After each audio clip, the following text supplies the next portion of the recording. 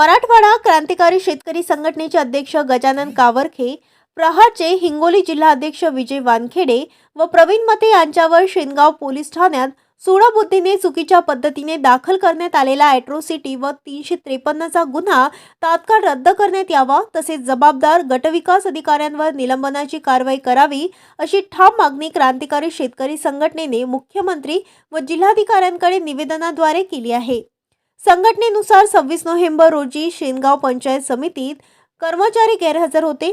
संविधान दिन तसेच शहीद जवानांना श्रद्धांजली कार्यक्रमही झाला नव्हता। ही गंभीर बाब वरिष्ठांच्या निर्देशनास आणताच शेतकरी नेत्यांवर खोट्या गुन्ह्याचा बडगा उगारण्यात आल्याचा थेट आरोप संघटनेने केला आहे। याच वेळी CCI अंतर्गत सुरू असलेल्या कापूस खरेदीतील अन्यायाविरोधातही संघटना आक्रमक झाली आहे। सध्या एकरी केवळ 5 क्विंटल खरेदीची मर्यादा वाढवून किमान 10 ते 12 क्विंटल करावी। ऑनलाईन नोंदणीतील तांत्रिक अडचणी तातडीने दूर कराव्यात, अन्यथा तीव्र जनआंदोलन छेडले जाईल असा स्पष्ट इशाराही देण्यात आला आहे। आज दिनांक 5/12/2025 रोजी उपविभागीय अधिकारी कार्यालय मूर्तिजापूर येथे आम्ही क्रांतिकारी शेतकरी संघटनेच्या वतीने निवेदन देण्यात येते की क्रांतिकारी शेतकरी संघटना हिंगोली जिल्हाध्यक्ष गजानन कावरखे, विजय वानखेडे आणि प्रवीण मते हे क्रांतिकारी शेतकरी संघटनेचे कार्यकर्ते पंचायत समिती सेनगाव येथे गेले असता संविधान दिवसाच्या दिवशी काही कामानिमित्त त्या ऑफिसमध्ये व्हिडिओ नाही होते, कोणताही अधिकारी नाही होता उपस्थित।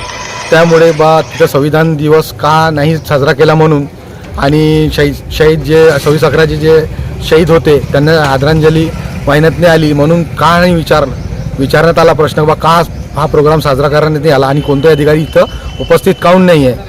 हे फोन करून माननीय जिल्हाधिकारी साहेब यांना हे कळवण्यात आलेला होता।